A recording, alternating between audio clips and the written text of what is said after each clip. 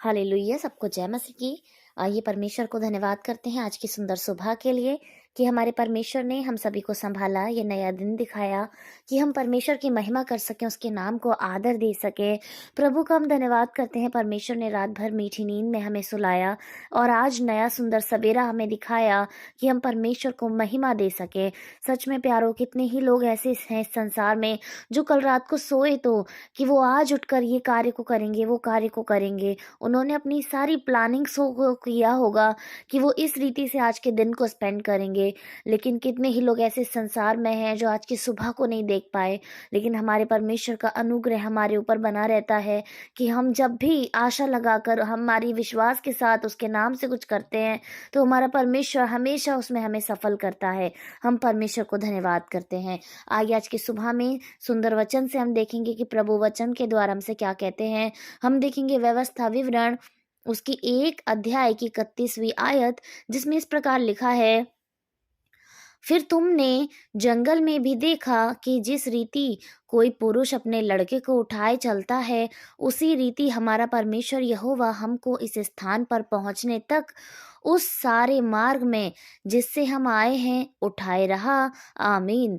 प्रभु को धन्यवाद करते हैं सुंदर उम्दा वचन के लिए। यहाँ प्रभु का वचन एक समय की याद दिला रहा है, एक समय जो जिस समय में एक उदाहरण के रूप में प्रभु का वचन हमें कुछ कह रहा है। वो ये है कि फिर तुमने देखा कि जिस रीति कोई पुरुष अपने लड़के को उठाए चलता है, यानी कि हमने क्या देखा, हमने ये देखा कि जिस समय में परमेश्वर इस्राएलियों के द्वारा अपने काम को पूरा कर रहे थे, उस समय में जो इतनी बड़ी संख्या में इस्राएली थे और उनका अगुआ कौन था? सिर्फ एक व्यक्ति मूसा।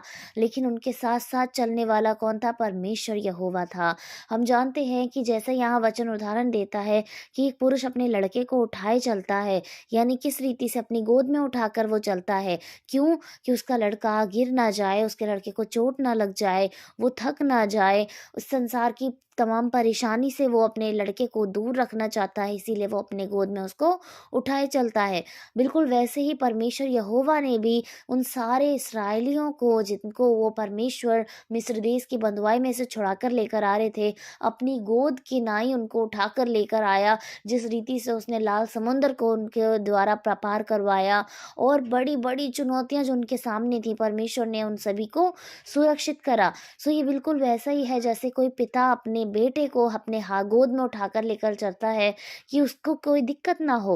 बिल्कुल वैसे ही हमने देखा कि इस्राएलियों को भी परमेश्वर ने इसी रीति से उठाकर लेकर आए कि उनको परेशानी ना हो। आगे परमेश्वर का वचन कहता है, उसी रीति हमारा परमेश्वर यहोवा हमको इस स्थान पर पहुंचने तक उस सारे मार्ग में जिससे हम आए हैं उठाए रहा। आमीन। प्रभु को धन्यवाद। यानी परमेश्वर ने जैसे उन लोगों को संभाला, उन लोगों को उठाकर वो लेकर आया, वैसे ही हमारा परमेश्वर भी इस समय तक में जब तक हम हैं, हमारे परमेश्वर ने हमें भी नहीं छोड़ा, हमें भी नहीं त्यागा। उसने हमको भी आज के समय तक अपनी गोद में उठाकर लेकर आया है प्यारो।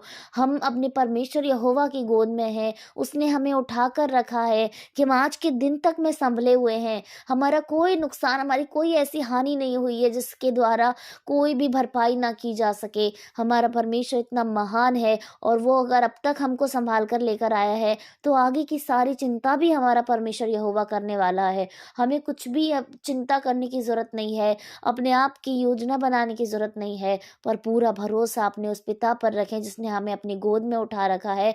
निश्चय हमारे लिए उसकी प्लानिंग बहुत उम्दा है, बहुत बेहतर है, क्योंकि हमारे जीवन में सब कुछ करने वाला परमेश्वर यहोवा है। बिना उसकी मर्जी के इस संसार में कुछ भी नहीं होता। तो यदि हमारे जीवन में कोई ऐसा समय भी चल रहा है, कोई ऐसा कष्ट भी चल रहा है जो हमें और आपको अच्छा नहीं लग रहा, तब भी अपने परमेश्वर यहोवा की ओर ताक कर उससे कहें, अपनी सिचुएशन को उससे डिस्कस करें कि पिता मेरे जीवन में ये हो रहा है, वो हो रहा है। निश्चय आपका परमेश्वर जिसने आपके लिए अच्छी योजना बनाई है और वो सारी बातें आप पर प्रकट करेंगे कि इस समय में जो भी परेशानी में आप हैं, परमेश्वर उसमें आपको धीरज देंगे, आपको संयम का आत्मा देंगे, आपको सहनशीलता देंगे, क्योंकि वो परमेश्वर महान है और वो सच में हमें अपनी गोद में उठाए हुए है। बिल्कुल वैसे ही जैसे उसने इस्राएलियों को उठाकर लेकर आया, जब वो जंगल में चल रहे थे, जब वो पथरीली भूमि पर चल रहे थे, जो उस समय में उनके पास पानी पीने के लिए नहीं था, तो परमेश्वर ने पहाड़ों में से उनके लिए मीठे पानी को निकाला, उनके लिए गौरैया का इंतज़ाम कराया, उनको लाल समुद्र पार कराया, उनके सबसे बड़ी दुश्मन से उन्हें बचाया और परमेश्वर ने अपने वादा किए हुए देश में भी उनको लेकर आया। वो परमेश्वर सारी बातों को पूरा करने में सक्षम है और तत्पर है, और निश्चय उसने जैसे पहले उन लोगों को अपनी गोद में उठाकर लेकर आया है, वैसे ही वो आज तक हमको भी अपनी गोद में उठाकर लेकर आया है, और निश्चय आने वाले समय में भी वो हमें अपने हाथों में थामे रहेगा कि हमें इस संसार में कोई परेशानी ना हो, दिक्कत ना हो, बशर्ते हमें अपने मन को, अपने विश्वास को अपने परमेश्वर की ओर रखना है, ताकि हम इस संसार में ना भटक जाएं, परंतु सारे मन, सारे हृदय, सारे प्राण के साथ अपने परमेश्वर पे भरोसा रखें। आइए हम सभी लोग प्रार्थना करें। धन्यवाद, धन्यवाद, धन्यवाद महान जीवित अनुग्रहकारी परमेश्वर, आपको धन्यवाद करते हैं राजा, धन्यवाद करते हैं प्रभु यीशु। आप सुंदर हैं प्रभु, आप महान हैं परमेश्वर, आप अच्छे परमेश्वर हैं खुदा, आपको धन्यवाद करते हैं परमेश्वर। आप जैसा कोई नहीं परमेश्वर, इस सारे जगत में खुदा आप सा कोई नहीं परमेश्वर, ना कोई था प्रभु, ना आने वाले समय में आप समान कोई हो सकता है पिता। आप सारी जातियों में महान है मेरे परमेश्वर, सबसे श्रेष्ठ, सबसे उत्तम प्रभु। धन्य है आपका सिंहासन प्रभु, धन्य है आपके पैरों की चौकी। धन्यवाद प्रभु यीशु मसीह, धन्यवाद खुदावंद, आपको धन्यवाद करते हैं आज की सुंदर सुबह के लिए प्रभु। आपने हम सबको संभाले रखा, जीवित रखा, अपने अनुग्रह में बनाए रखा पिता, आपको धन्यवाद करते हैं राजा। धन्यवाद करते हैं अच्छे वचन के लिए प्रभु यीशु, आपने अपने वचन से हमें भरा, एक प्रोत्साहन से हमें भरा, एक धीरज, एक सहनशीलता से, एक उम्मीद, आशा से प्रभु आपने हमें भर दिया है कि आप हमें अपनी गोद में उठाए हुए हैं परमेश्वर। आप छोड़ने वाले प्रभु नहीं, आप त्यागने वाले प्रभु नहीं है खुदावन।